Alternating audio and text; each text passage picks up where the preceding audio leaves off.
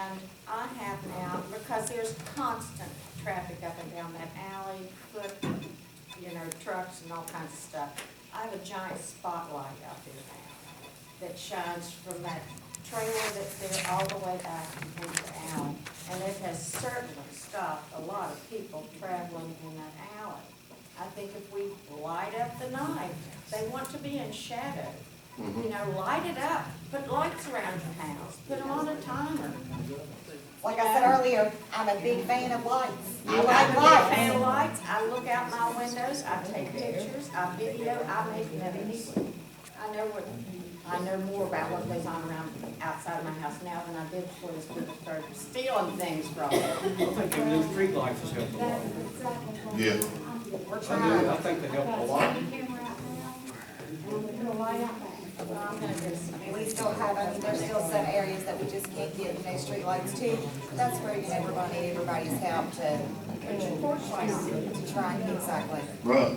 And we've even had some street lights that I've called in time and time again, and basically somebody's probably been shooting them out with a BB gun, because they wanted that particular area dark. They didn't want light. See guys, when I got robbed, it doesn't matter if you got your lights on or your lights off. I was sitting on the couch, put on a pot of coffee, getting ready to go to school to work.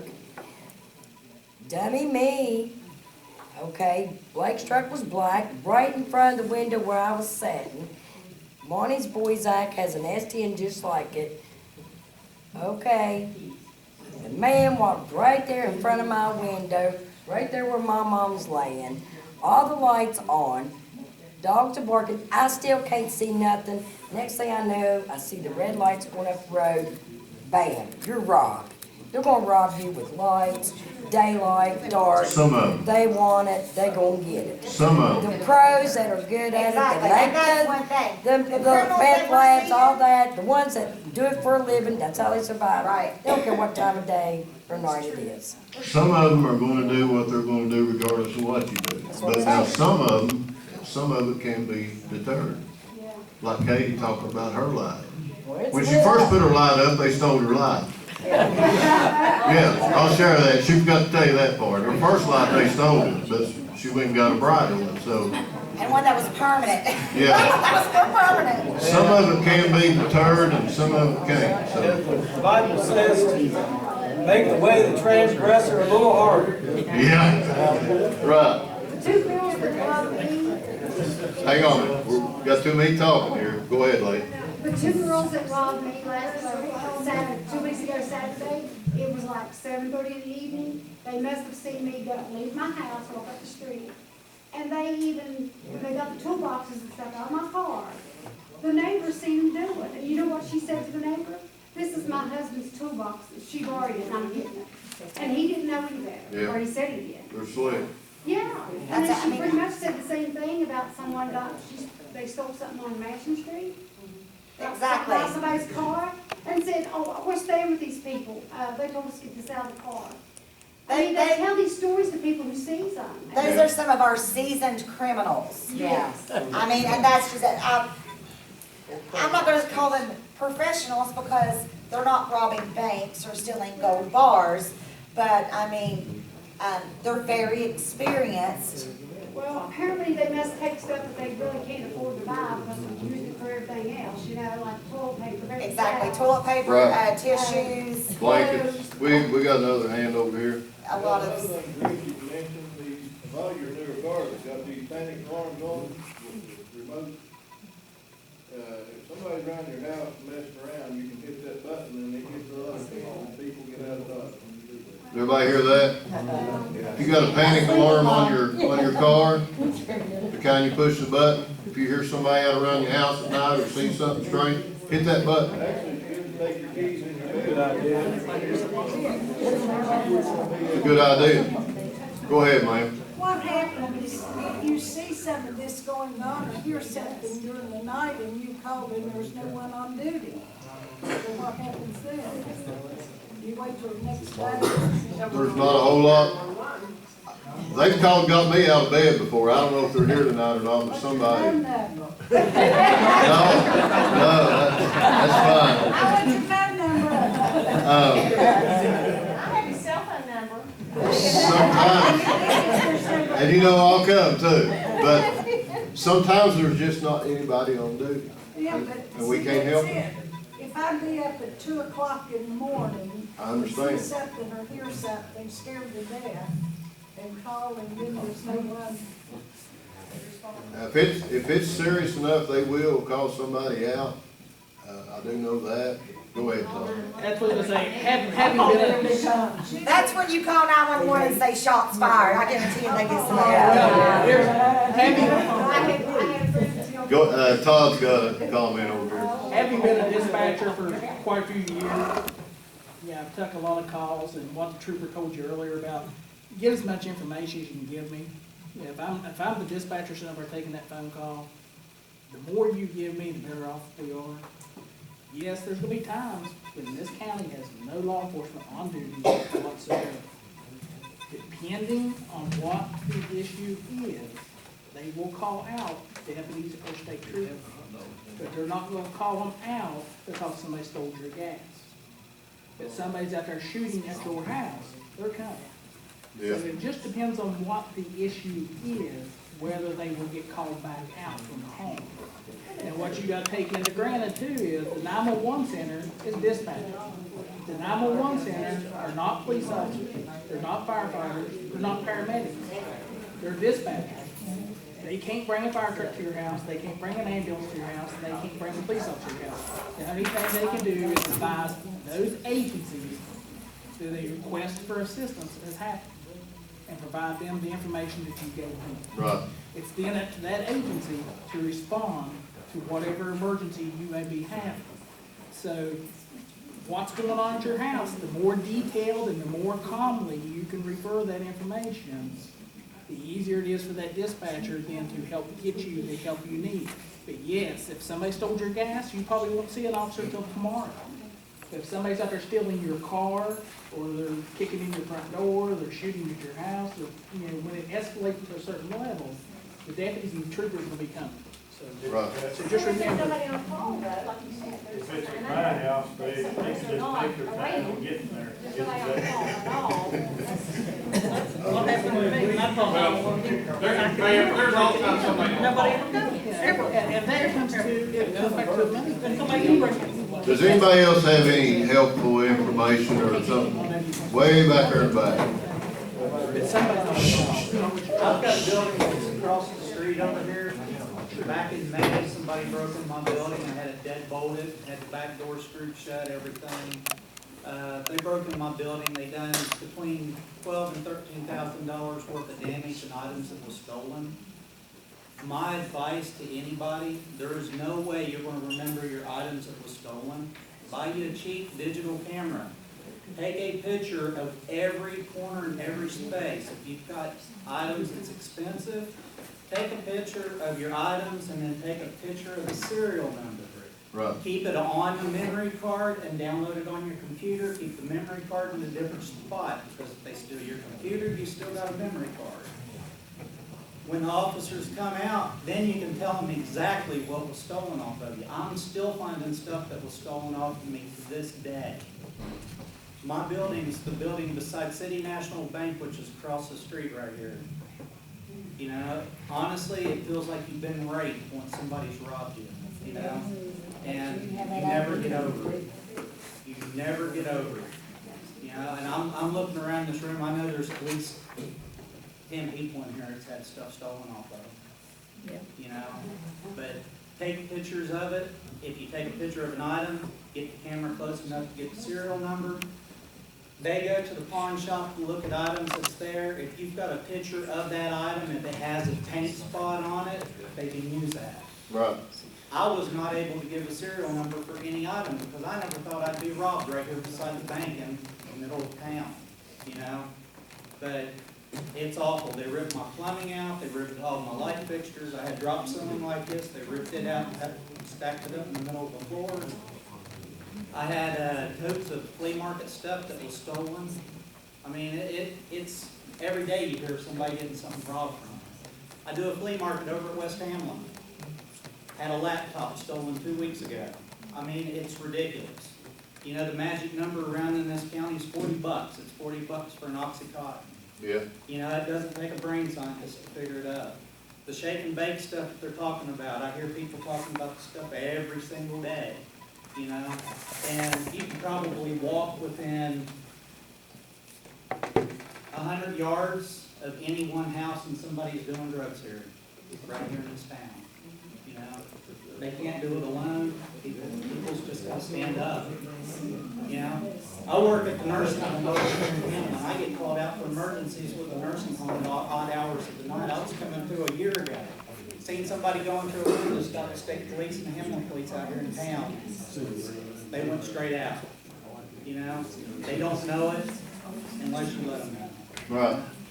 But I do suggest everybody taking pictures of their items and their serial numbers, because that's the only thing that's gonna help you get your stuff back if you're even lucky to get it back. That's some good information. I will say this about Mr. Evans here. He stops me all the time. And if I'm sitting at 7-Eleven or Thackers or wherever I'm sitting, if he sees me and he's got some information, he pulls in and tells me. I don't tell him I don't have time for it. You know, I've sat there and we've had good conversations, and that's what we want. I mean, yeah, we have a job to do to protect and serve and such forth. But he was a pretty good victim. Matter of fact, he was my first case when I come to Hamlin. You know, he tries to open a new business, and he gets $15,000 worth of stuff stole and tore up in his building. And he's right. He came to me 2 weeks ago, I think. This was latter part of April, first part of May. And he came to me 2 weeks ago and says, "I found one of my saws." Where's it at? Sitting right down here in the pawn shop. 6 months later, it's in town. But like you said, without serial numbers, pictures, you know, I went in there and I rattled that guy's cage a little bit, and I said, "You take this saw and you put Hamlin Police Department on it, and you take it in the back and you leave it there." "Well, I can't do that." I said, "You don't understand." Yes, you can. I can't just take it on his word. But luckily there was another deputy that worked that case with me, and I told him the information. But still, it's still a process. We still have to do the proper paperwork, even though he knows it's his, I know it's his, just because I believe the man. We just can't go get it. We still have to get the paperwork to go retrieve the stolen item. Right. So, you know, it's a rough thing to do here, because I want to go in there, grab that guy by the neck, say, "You got stolen property, take him with me, take his saw, give it back to the man, take him in jail." It's not that easy. And to go what Mr. Ryan says over there, for the last 4 years I've been a dispatcher at 911 up here in Lincoln County, I will say this, to answer your question. Yes, ma'am, there is somebody on call. We take the information if it's 4 o'clock in the morning. You say your car is being broken into or stolen. We take that information, we call the Huntington State Police, give them the information. They will call a on-call trooper, and he will come out. Now, realize this part though. They live in Hurricane. Right. They live in Wayne County. I think we only got maybe 2 troopers that lived in Lincoln County. But that was not four. Right. That was not. But it just depends on which trooper is on call, where he lives. I had one that was down below me. So you better raise the window and yell. Yeah, right, so, but what, Joyce is never on call. Joyce is never on call because of his rank. He said I called. He will come out, oh yeah, he told me anytime I need him, you know, to call him, and I believe him. But what I'm saying is, there is a chain of process that we as dispatchers go through. It's a timely, sometimes you're thinking, because everybody wants something to happen right now. I was talking about emergency situations. Right. You know, those are really things you have to Sure. respond to. Sure. You know, and you understand, and I understand what crises are, because we work in a field that we deal with crises. Sure. Continuously. And I know when we have to respond to something that's a crisis, we have to go right then, it's a crisis. Some of you may know, some of you may not know. I do not live in Lincoln County. I live in the city of Charleston. I commute to Hamlin, and I've been commuting for 4 years now. So, for me to be on call for the town of Hamlin, by the time I get a phone call, get woke up, get dressed, drive 45 minutes to get out here, they're long gone. Okay? So, I will say this for the mayor, we are working hard to get 24-hour coverage for the town of Hamlin. We're almost there. I'm not gonna sit here and give you the exact hours, but we are almost there. Like he said, we have 3 full-time, myself included, 2 part-time. So between the 2 part-time and myself and Captain Baker, because Lieutenant Lawrence, he's at the school, that's another city in itself that he has to deal with. We are this close, literally this close, from having 24-hour coverage. Be patient, because I guarantee you, it should be within the next month and a half, maybe 2 months, that we will have 24-hour coverage. And you'll see our little white cars trolling around town when you're getting up, drinking your 5 and 6 o'clock morning coffee. It's almost there. But until that, this is what this meeting's all about. We need your help. We need you that when you do get up at 4 or 5 o'clock in the morning and you make your coffee and you're getting ready for your morning news and you see somebody walking up and down the street, or you see somebody that you just don't recognize that shouldn't be in your part of your neighborhood, that's when you need to make the phone call. Because one thing is for sure that has 24-hour coverage is there's 2 dispatchers sitting up there at 911 24 hours a day, 7 days a week. 2. All the time. They don't close for Christmas. They're there. I've been there on Christmas. It sucks. My kids are opening gifts and I'm stuck working. It's no fun. But somebody's got to do it, just like you said. And when time of need is the profession that we're at. So let's just cut to the chase and let's get in our minds that we are going to come together. We're going to work. We're going to get somebody that lives on State Street. We're going to get somebody that lives on Belcher, Park, Denius, Mansion, Maine, Maple, Bridge, and we're going to come together. And I don't care if you do it like they used to do the old party line telephone calls years and years ago. Somebody here, oh yeah, somebody's on my street. They're walking up Bridge headed to Maple. Well, you're calling a guy or a female at Maple. You see him yet? Yep. Here they come. I'm serious. That's what it's going to take. That's exactly what it's going to take. It might be your smartphone. Bottom line is, say something, say something. For a good person, do nothing. Evil before us. You have to do something. You gotta It's like that. And I've known Jesse for 4 years now, and I'm telling you, this man, you know, he goes out and does a lot of stuff on his own time for these different communities. I've seen him in Hamlin calling around, Allen Creek calling around, you know, West Hamlin. And don't you think, I've got a phone call from him at 1, 2 o'clock in the morning, hey, there's such and such, or there's such and such, you know. So you all need, that's here in this meeting, that live in the town of Hamlin, you all need to get together and figure out who you want, where you want them, and how you want to do it. And then get with these fine people that came over here to say, we're going to give you help, and we're going to show you how we've operated in West Hamlin. It may not work for Hamlin, but this works for West Hamlin. And now you take our ideas and we move forward from this part on. That's what it's all about. And if we can get somebody in different parts of town, basically from Thikers to DHHR, we need help. Now that's just the bottom line, because we very rarely do, well, we don't, because Stones is not in our jurisdiction. Only thing we have is basically the 2-lane highway until we get to Save a Lot. But everybody knows everything happens right here. And certain parts up there. So if you live on the upper part of town or the lower part of town, and you know that, this is the time that you need to get together and say, who are we going to select as our leader? Who are we going to select as our communicator? And go for it. That's what we need. And then you need somebody to have communication with us. So that's what you need to figure out. You've got the basic information to what to look for. You've got the basic information of what has actually went on. You've heard stories and testimonies and everything else of what is actually happened throughout the town. Now, let's go forward from this point on. Let's get together, come together, and just do it. And I can speak for the Hamlin Police Department, and I can speak for the West Virginia State Police, and I can speak for the Sheriff's Department, because I've got a relationship with every one of them. We're here to help, and we want the information, because we're just as tired as you are.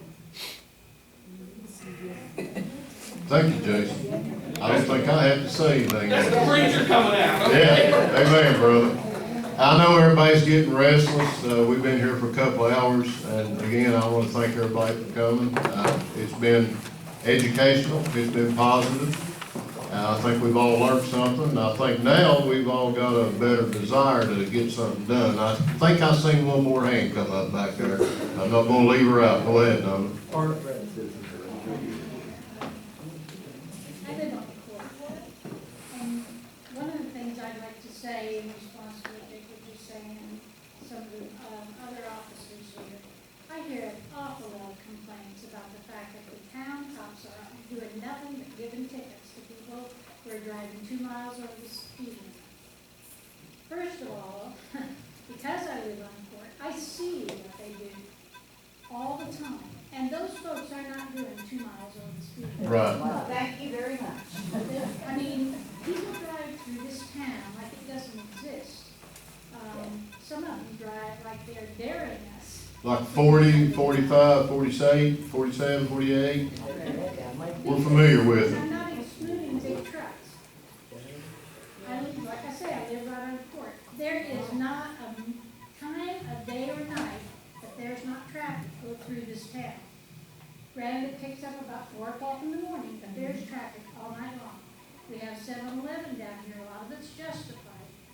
It's not just vehicle traffic. There are people on our streets walking all night long, all day long, just looking at what people have in their yards, what they have on their porch, what they have sitting outside the garage. You're right. Doors open, what's in the garage. They walk off down the street with a lawnmower in broad daylight. Who thinks anything of somebody walking down the street with a lawnmower in the summer? Right. You know, it happens all the time. And if we had presence on the street of vehicles with a crime watch sign, they never know what crime watch people are out doing their touring or their cruising, whatever, in the middle of the night. But if we did have a presence on the street, besides what they could hear on the scanner, I think a lot of that would thin out. I really do, because people would never know when they were being watched, when they were being seen and observed and reported. I think a lot of it would help. One of the other concerns that I've had people share with me is what's happening to downtown. And I realize that business is at a real low spot in Hamlin right now in terms of our downtown. That it's disturbing to a lot of people that people who own buildings down there are renting them out as apartments to people. One of the things that I'm a night owl. I'm out and about all hours of the day and night, but one of the things that we observe is that increase in foot traffic, and I'm sure that the law enforcement folks know these people that you see up and down the street all night long.